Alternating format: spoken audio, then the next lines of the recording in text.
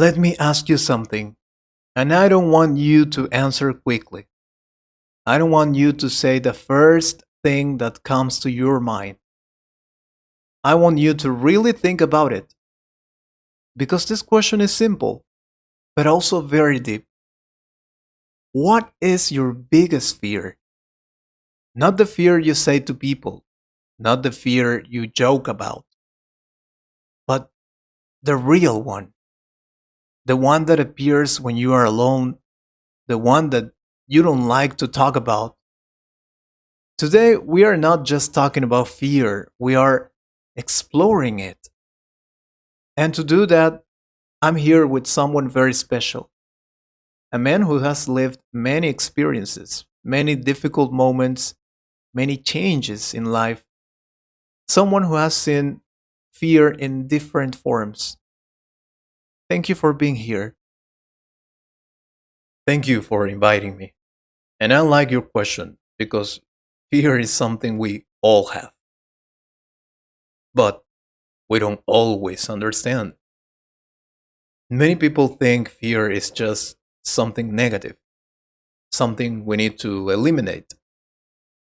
But fear is also a message. It tells you something about your life, your past, and your future. That's interesting because most people try to avoid fear, they don't want to feel it. Yes, because fear is uncomfortable. It makes you feel weak sometimes, it makes you feel uncertain. But let me tell you something from my life. The moments when I felt the most fear were also the moments that changed me the most. Wow. Can you tell us about one of those moments? Of course. I remember a time in my life when I lost almost everything. I lost my job, my stability, and my sense of direction. I had a family to support, and suddenly I didn't know what to do. Every night I couldn't sleep. I was thinking about the future, about money, about failure, and the fear was not just in my mind, it was in my body. My chest felt heavy. My thoughts were always negative. But the biggest fear was not losing money, it was feeling like I was not enough, like I was failing as a man, as a father. That sounds very heavy and very real. Yes, and I think many people listening can relate to that. Fear of not being enough, fear of failing, fear of disappointing others. These are very deep fears. And what I learned in that moment is something important. Fear grows when you stay still. When you don't take action, your mind creates worse scenarios. So, what did you do? At first, nothing. And that was the problem. I stayed in my thoughts. I imagined many negative things. I felt trapped. But one day, I realized something. I was already afraid. Doing nothing was not protecting me. I was making everything worse. So I decided to take small steps. Not big changes, small actions. I started looking for opportunities. I talked to people, I tried new things, and little by little, the fear didn't disappear, but it became smaller. And that's powerful because many people wait until they feel ready. Yes, but you will never feel completely ready. Fear doesn't disappear before action, it changes during action. Let's talk about different types of fear. because not all fears are the same. What are some common fears you have seen in people? Wow, there are many. Fear of failure is very common. People don't try new things because they are afraid to fail. Fear of rejection is also very strong. People don't express their feelings, don't apply for jobs, don't speak in public because they are afraid of what others will think.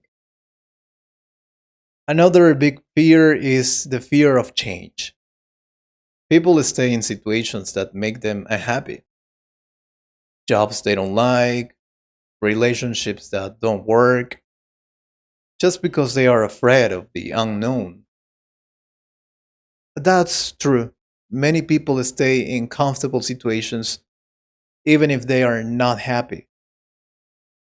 Yes, because the known feels safe, even if it's painful.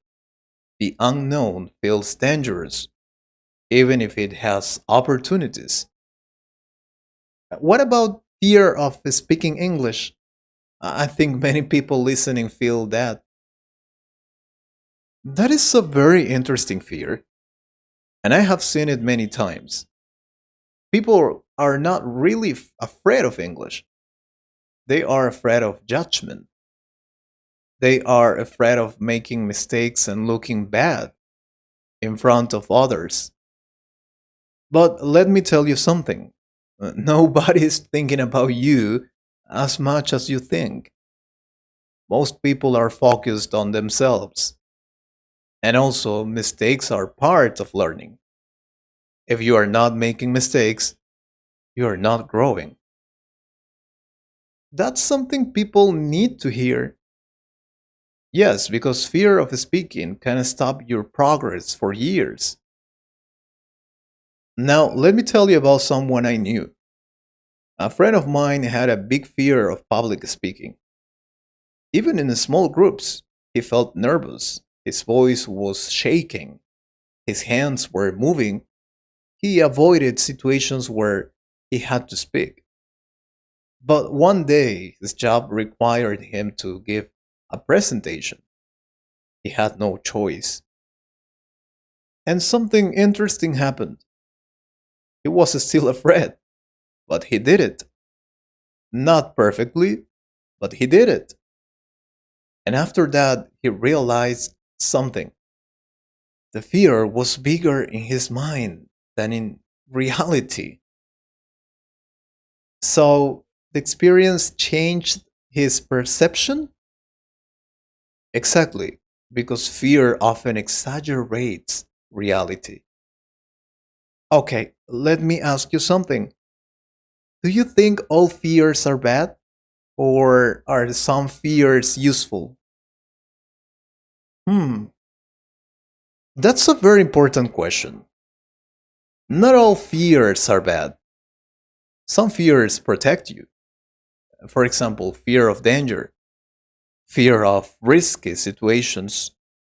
That is natural and necessary. But there are other fears, emotional fears, that limit your life. And those are the ones you need to understand and manage. So the goal is not to eliminate fear, but to understand it. Exactly. When you understand your fear, you have power over it. When you ignore it, it controls you. This conversation is becoming very deep, and I feel like we're just starting. I think many people are thinking right now about their own fears, maybe things they never said before.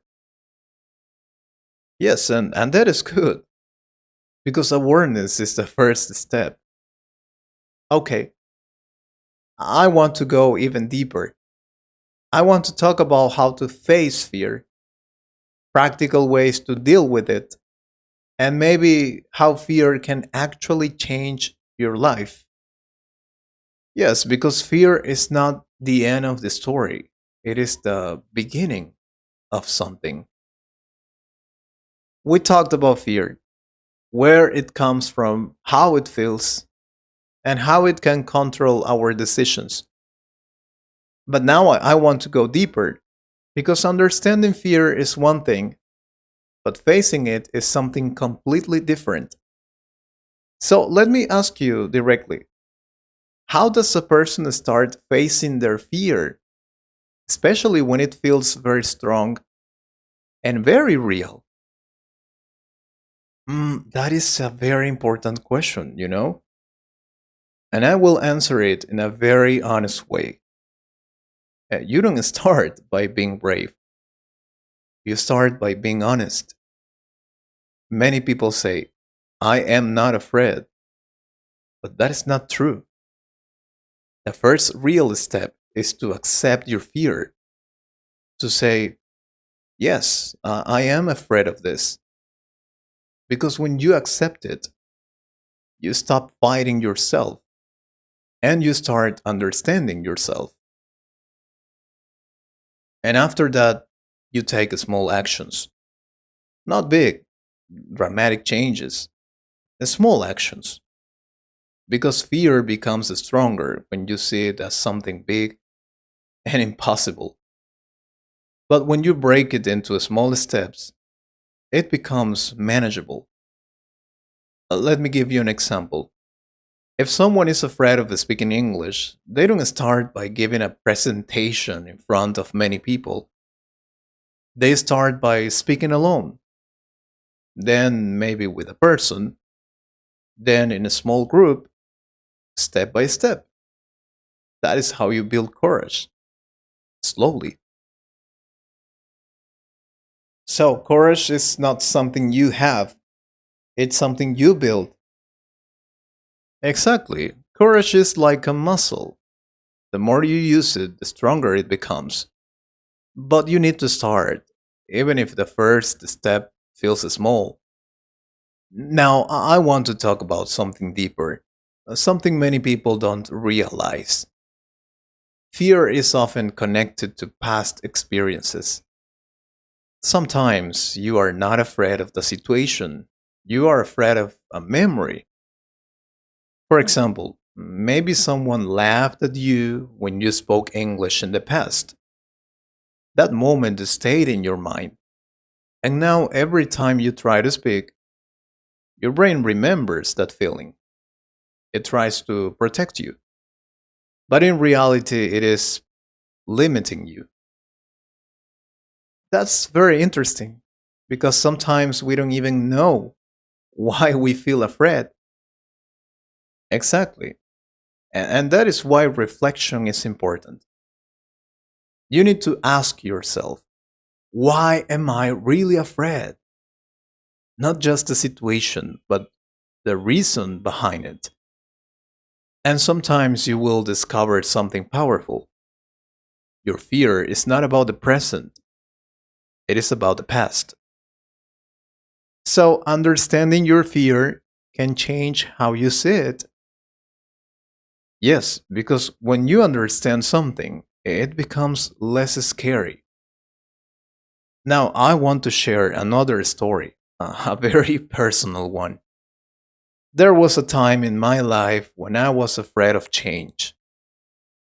I had a stable job. It was not perfect, but it was safe. Every day was the same. And inside, I felt empty. I felt like I was not growing. But I stayed there for years. Why? Because I was afraid of losing stability, afraid of starting again, afraid of failure. One day I asked myself a simple but difficult question. Am I living or just repeating the same day? That question changed everything because I realized something. Sometimes the biggest risk is not taking any risk. That's the strong idea because many people are in that situation right now. Yes, and I understand them. Change is uncomfortable, but staying the same can also be painful, just in a quiet way. And here is something important: fear often gives you two options: short term comfort or long term growth. And many people choose comfort without realizing the cost. So, fear is not always something to avoid, sometimes it is a signal. Yes, sometimes fear is telling you this is important, this matters, this can change your life. Now, let's talk about practical strategies, things people can actually do. The first one is very simple, but very powerful.